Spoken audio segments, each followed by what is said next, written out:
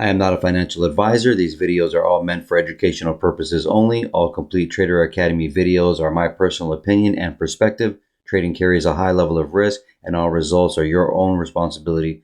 Please always demo first. Hey everybody, welcome back to CTA Review. Today is May 15, Wednesday, 2024. Hope you had a good day today. So we finally took out those all-time highs. I was mentioning that it was either just going to go really straight up or it was going to reverse from here, but the bullish push and the CPI was really, and all this built liquidity that they had here was really the catalyst to push it up really fast. Super manipulation, but I got to make this video quick, so I have to go. But still have family in town, and what's it called? I really wanted to make this video though because we did take out all-time highs.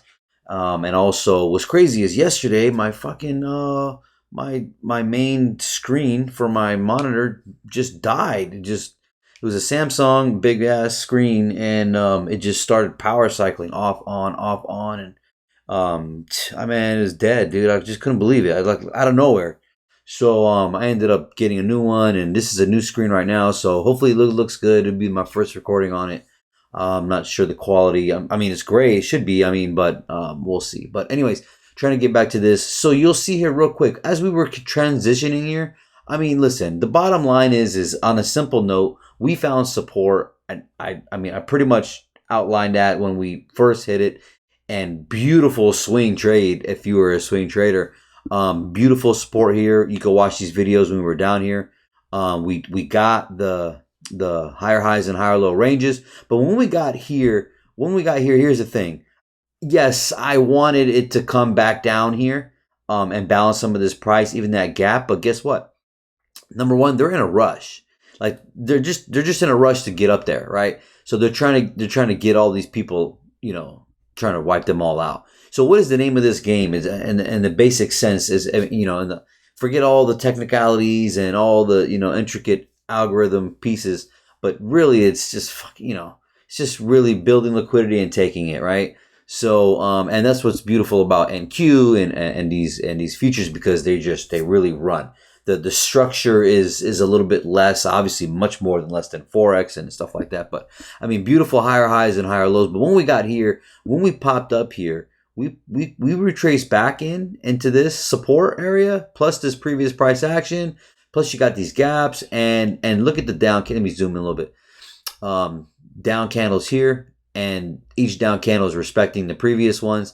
When we came up here, we retraced back. We didn't. There's a little bit of an imbalance right in there, but didn't matter. And then that was pretty much like a higher low. And then from there, we pushed up, right? And, this pretty much made a higher high, and this was a higher low. And we retraced back into the 50 right here, but then we came back. We never take out that high, which is the high of Friday. So when we were just consolidating in there, CPI came right here. Not CPI, it was wasn't it PPI or whatever, and then that pushed. I didn't make a video yesterday, so price pushed down and took out that piece of liquidity. And I need to again, I want to make sure I remember to be quick on this video. Yeah. So, and once we took out that liquidity, it was off to the races up. I mean, we're in a big buy program. So as you can see here, you'll see, this was the beginning of April here. So they're rushing for that high, obviously, and then to wipe out that too. But this buy program started here with this consolidation, these highs here, and then pushing it down for the low of the month. And then we came in with May, and I was saying the middle of May was supposed to push this up. It's the historical data has been delayed a little bit, but we did get what we got. We got a low in April, and we bought up, and then we didn't really get a real low in May, but we did in a sense. That just carried it all the way up. But long story short, what I'm trying to say is also, so when we came back from this gap here, we retraced back into this gap, wiping out that liquidity. We're sitting at a 61, and this is basic retail education here, right? But from there, price held back. Where? Well, these last two down candles here, you can see it here. And if you look on the daily, it just pretty much popped up, and then CPI used to take out the last 2 days. So I'm sorry, PPI. It wasn't CPI. CPI was today, but PPI was yesterday. They used that to push down to take out yesterday's low, which would have been Monday, and then also Friday's low. So sitting in that, if you're looking at a daily time frame, because this is all fractal, this Wednesday down candle is going to hold as support, right? So if we're extremely bullish. So that being the case, we pushed up. Now we made a high here. We've already wiped out this liquidity. To the left of the chart here, this 4 hour, you have some imbalance here. But really, again, to make this simple, it's really just attacking all those fucking pieces of liquidity. I knew we were coming back up here. There's no way they're leaving this up here.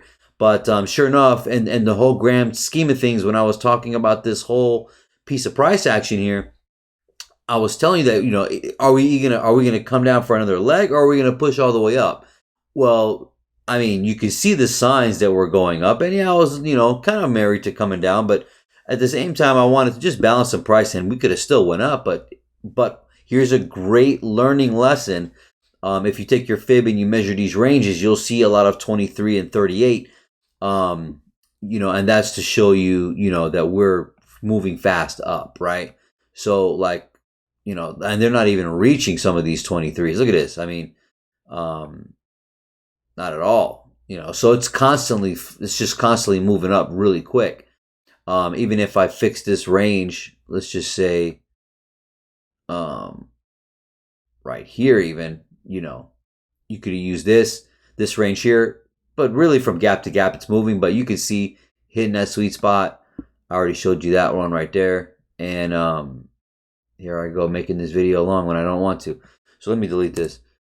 That's a new function. Why are they doing that?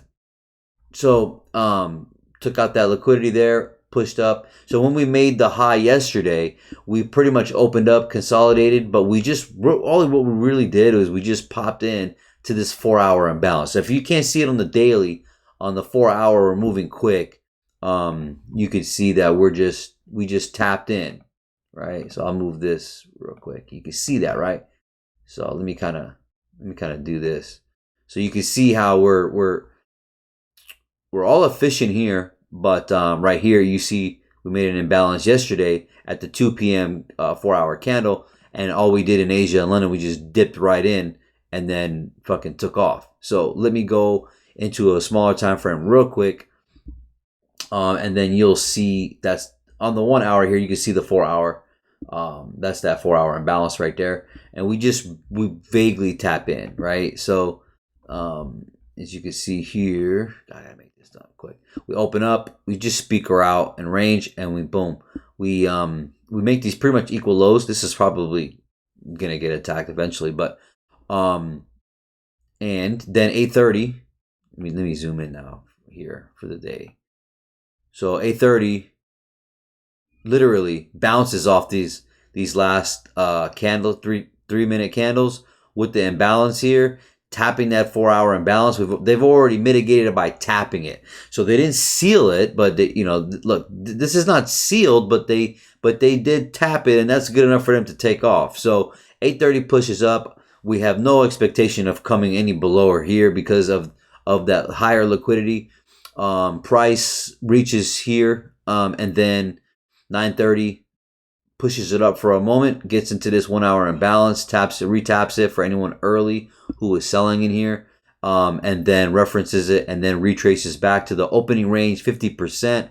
I also have this imbalance highlighted on the 50 level right there. So I have the 50 level here. I have the 50 level of the opening range. Taking this sell from here down to the 50% is a general common model for me. As you see, I show these trades damn near every day. And then with this, as you can see, where is it here? You can see here that we had a divergence here happening at for NAS, lower highs here, and here we had higher highs, and then here we had higher highs right here. So this was also the catalyst of me pushing it down. And you know, obviously this is an eyesore, but you can see that Dow didn't even go below, didn't even get into that imbalance at all. So, what's it called? And here you can see S&P digged in it. And for me, I like the 50% level because of the opening range gap. But and then when we reach this higher low here, because remember, this is a higher high and you're looking for just a basic higher low. If you're buying up, you got a higher low here, right? With divergence here on Dow. And then you had lower lows here, lower lows here. That was the catalyst to push us back up. So there was also something else I forgot to mention, but it's okay. So let me get back to this. So this is framing the day beautifully. Now the losses I did take a loss when it first opened up. 930 did push up and take out this piece of liquidity, stayed underneath that low, that lower high, I should say, and I was expecting it to come down really quick. I didn't get that. Purged up one more time. Okay, I said no problem. And then when the price digged down and broke structure, retraced back up, got into this got into these last two up candles, preferably the last one. And then that's my entry, and then taking it down to here. Now, when we got down here, I'm on an oversold area as well. I also have, what do you call it? We're oversold here right at 50%, and we're at the 50% of that imbalance on the 1 minute. Then here, price this 951 candle. So the macro kicks in. 951 candle comes down and closes, and then the next three candles pop in it. Pretty much retesting the 950, right? That 950 candle right there. See that? And doesn't even go below 50%. It's got strength to it. That's my entry, and my stop loss is below the 50%, preferably almost to the 25% of that. This candle, this 951, I expect the macro to take it and to wipe out liquidity. So where are we taking this? Obviously, we get up here, we get above this imbalance right here, this inversion imbalance. You can see it holding as support. Price is holding as support with the gaps. Look at the gap in the background, the gray one. See the gray one in the background? Look how we go above it and we tag it to the tick on the bottom right there. Well, on the top, I'm sorry. But this 1013, and then you know, beautiful order flow, wiping out the liquidity to the left, and then this is ended up using as a. I'm going to zoom in here. This screen is 70 inches, and I had a 75, so I don't know. I'm starting to feel like it's not enough screen. Anyways, this imbalance turning into an inversion imbalance. I want to see price hold above it, and it does. If you drag it out, see that. But more closely, you can see that the inversion imbalance here, this 1025, we end up, if you drag that out, you can see that we close above it and we respect it beautifully. All the signs I want to see to where my target is coming up to these gaps right here. And that was pretty much done for me. I needed to go, and I wasn't trading for the rest of the day anyway. I wish I held it because I told myself, just fucking, just take it to the top, man. And I did not. So I didn't expect all this today. I thought they would have saved some of this for the rest of the week, but they didn't. So with that being the case, 13 minutes, I really got to go. But what I will say is we took out the highs here. Beautiful call from the bottom here, man. Fucking gorgeous. Look at this. What a beautiful run. And mark out your monthly levels here. That's why I have on the daily. You can see I have it. I've always had these levels here. The liquidity of the April month high right there. And then we ended up going all the way through. So with this, man, this could get tricky because of the fact that if I take this to a daily chart, for example, I should have went to a 4-hour. Yeah, I should have went to a 4-hour. Maybe it's a little cleaner. So as you can see here, everyone took the highs out, all-time highs out, except for Dow. So either Dow is sleeping, or this is going to be a big-ass divergence to push us back down real soon. I don't know. So, but keep that in mind. As far as a projection range goes, there's so much to talk about. I know I got to go, but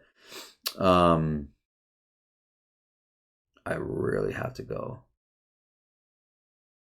I got to meet my family in a second here. Where?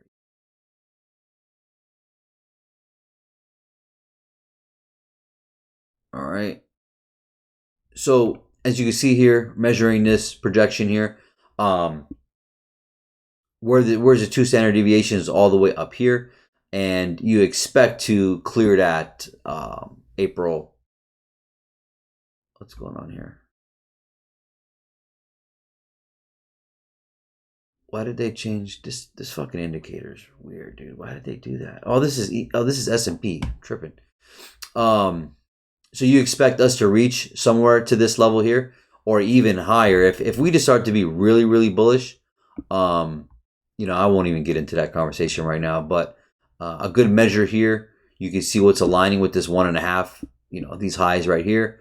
You can see that we consolidated once we reach this one level, this one standard deviation. Look to the right, literally the same level. Look at this high. The high on this candle is 52.26 and 3/4. 52.26 and 3/4. And this level is 52.26 and 3/4. It's fucking same level.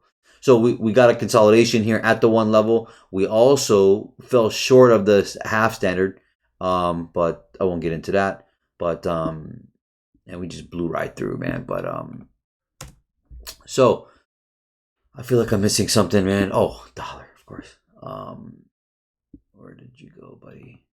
And then I was mentioning that if we were going to break that low or head towards it, we were really going to hit the top of the indices and futures, and we sure did. So dollar is super weak right here, but does it find its support somewhere in this area? So if we're going to blow through, then we'll be continuing bullish, and if we pause and stop, and we have a divergence happening on Dow on the higher time frame, and we don't go any higher, then you'll expect dollar to go back up. But I mean, it's not looking pretty. We have some room on the oversold here, as you can see. It's pretty nice here. We hit the overbought here, and then we still have some room on the oversold to go. So we expect a little bit of push. So this is one of the reasons why I don't want to be technically in the market right now at all, because being at a top here like this is ugly. It really is. So we'll see how it goes. You guys take care, and God bless.